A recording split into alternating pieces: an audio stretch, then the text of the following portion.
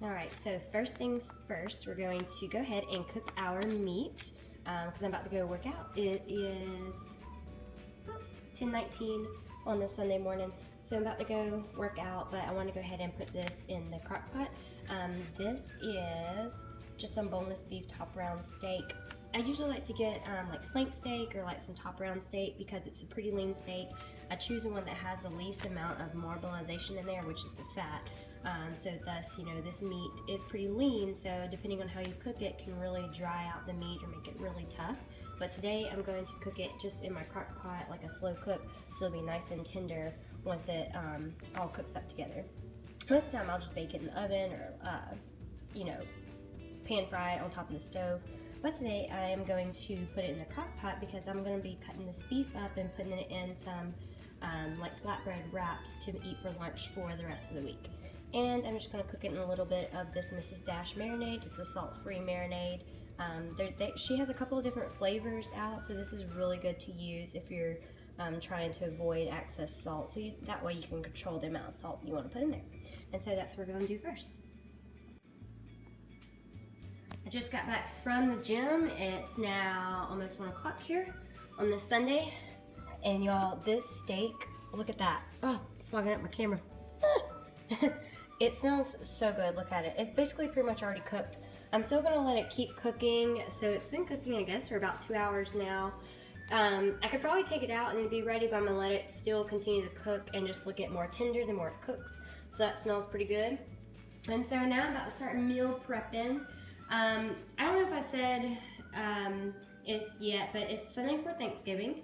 And so I'm only going to be here for about 3 days this week. So Monday, Tuesday, and Wednesday, like half of Wednesday really. So this is kind of like a little mini food prep. So I'm not making a whole lot of food for the week, just for about 3 days worth. So I've got some broccoli, fresh broccoli here I've done chopped up. I have 3 small yellow squash that I have chopped up here. I got my turkey meat that I'm gonna be cooking as well. And then back over here, I'm gonna be cooking some basmati rice. And I've already got all my pots and pans ready to go because we're about to multitask. I got a pan here for my fish. I got my fish in here thawing out. This is just some white fish. I think it's orange ruffly. I don't know. I've never had it before. I had it last week and it was actually really good. It's kind of, it reminds me of like a cross between tilapia and white cod fish, but orange ruffly, that's what it's called. So I got a couple of fillets of that thawing out right now.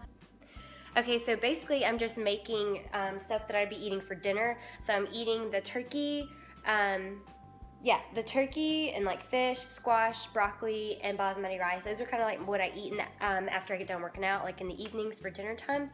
And then I'm gonna show you what I'm going to be having for lunch. And I'm also gonna show you kind of like what seasonings and stuff I put on my different meats and vegetables and stuff to make it taste extra good. This is how I like to cook my squash. I like to saute it in a big old frying pan like this. And I always cook everything with this pink Himalayan salt. I go ahead and sprinkle some of that on there, and I also use this to put a little bit in my broccoli. This is how I steam my broccoli. I just put it in the bottom of a pan like this and fill it up with just enough water where it's about 1/4 the way up the broccoli. And I got my basmati rice cooking in there. And I also like to add chili powder on top of my squash because I like a little bit of like a smoky flavor with a little bit of heat to it. And then I always add some fresh cracked black pepper to it. And anytime I'm cooking in a pan or on the stove, where'd it go? Oh, anytime I'm cooking on a pan or a stove, I always use this Pam cookie spray. It's the coconut oil kind. They have like olive oil, your regular Pam, they got butter spray and then coconut oil.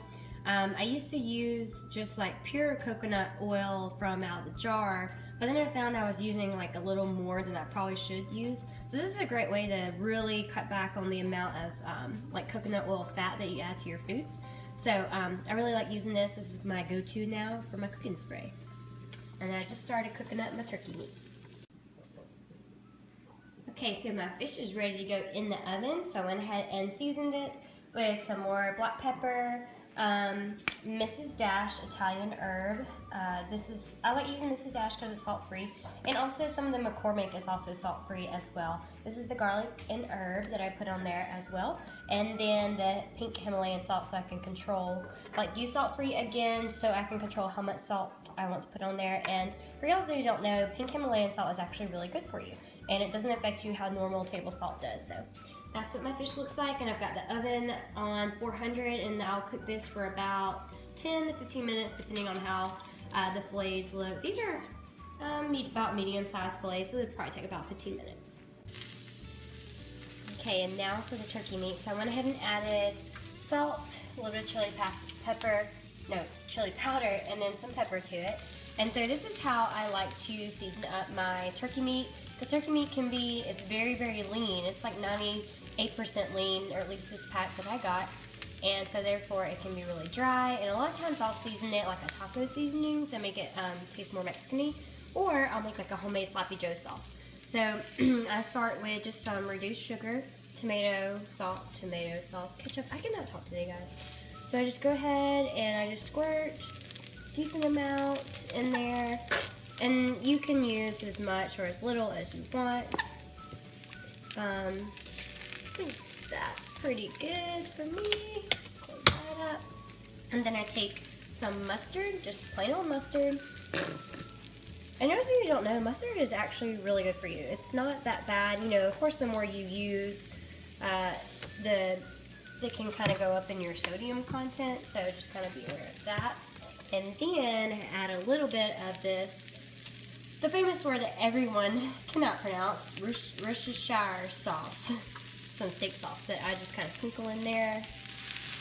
Give it an extra flavor. And then you mix all that up, and it's kind of like a homemade Sloppy Joe sauce. And that's how I like to eat my turkey. And here's my Sloppy Joe turkey mix. Ooh, this stuff is so good. I'm telling you, you gotta try it. And then I pulled out my broccoli and my squash and then my basmati rice. And I seasoned this with some pepper and salt and a little bit of basil seasoning. Yeah, basil seasoning. Sprinkle that on there. This is kind of how, if any of y'all know what Taziki's Mediterranean Cafe is, this is what they do to their rice. Salt, pepper, and some basil seasoning. Oh, and a little bit of lemon juice. It makes it really good. Basmati rice is good on its own, but I like to season it up a little bit. I like that. And then I went ahead and pulled out my steak from the crock pot. Oh, it looks so good, and it smells so good. That Mrs. Dash teriyaki steak seasoning is gonna be really good. So I'm going to use this steak, I'm gonna cut it up, and this is what I'm gonna use to put inside my flatbread wraps for lunch for the rest of the week. And our fish is ready. They look so good and beautiful. Okay, so now coming over here for what I'm going to be eating for lunch for this week. So I went ahead and I already pulled the meat out from the crock pot, chopped it up into 3 different sections. So this is about 2-3 ounces of meat per section.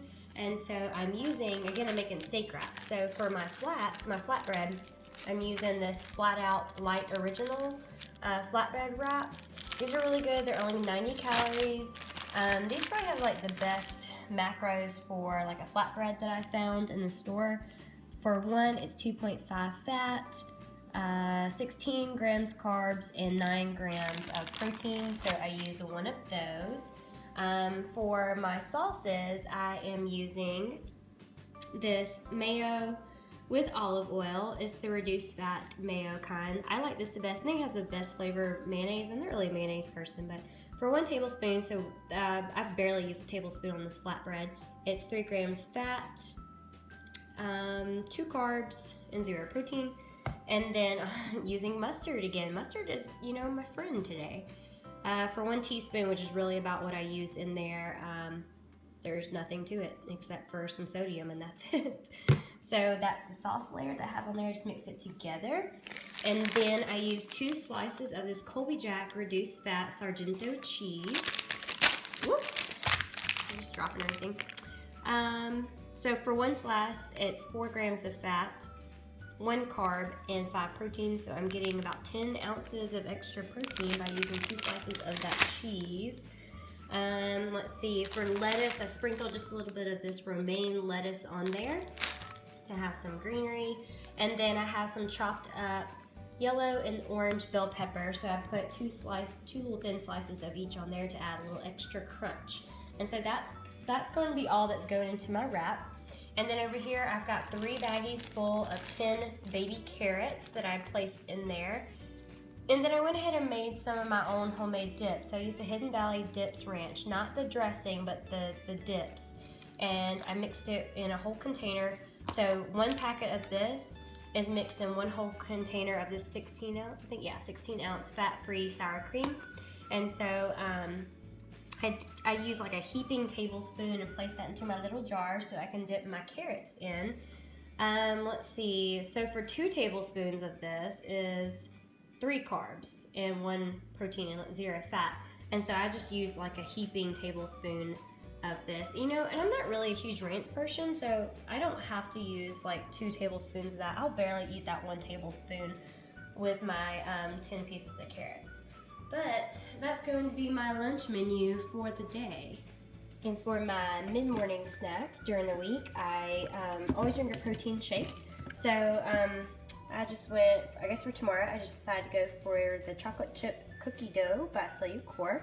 I like to buy these blender bottles because they got the little storage thing at the bottom, so you can go ahead and put your scoop of protein in there, add your water, and then take the bottom part off and then dump the protein on top, because a lot of times if you only have a blender bottle that doesn't have a little nifty compartment like this, and you put your protein powder on the bottom of your shaker and then add the water in next, you get a lot of clumps on the bottom and doesn't mix very well.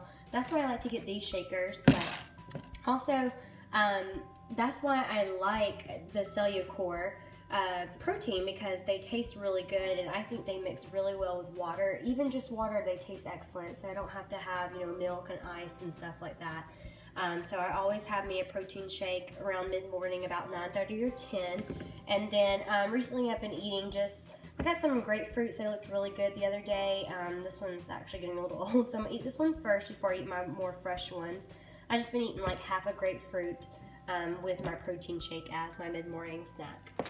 So I didn't really film what I do for breakfast. I just showed you what I was doing for dinner and lunch. But for breakfast, I always have egg whites.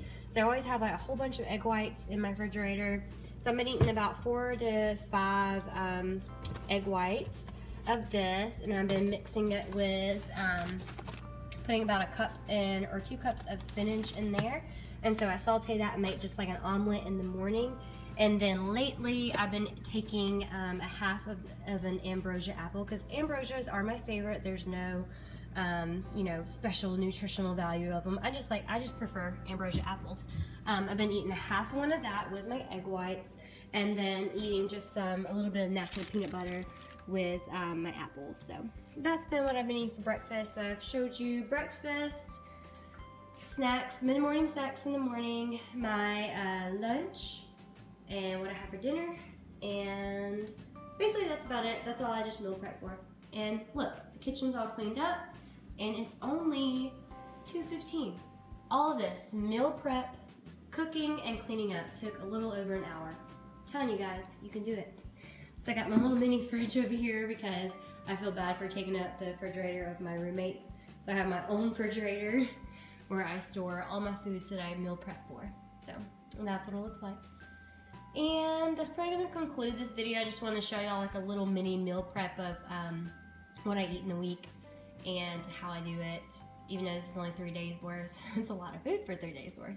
But I just want to show y'all that. I hope this was informational for you, and just to let you know, anyone can do this. You just gotta set time for it. And you know, you gotta plan. You gotta plan to succeed. I don't even know what I'm saying. Anyways, this is gonna conclude this video. So I'll catch y'all on the next one.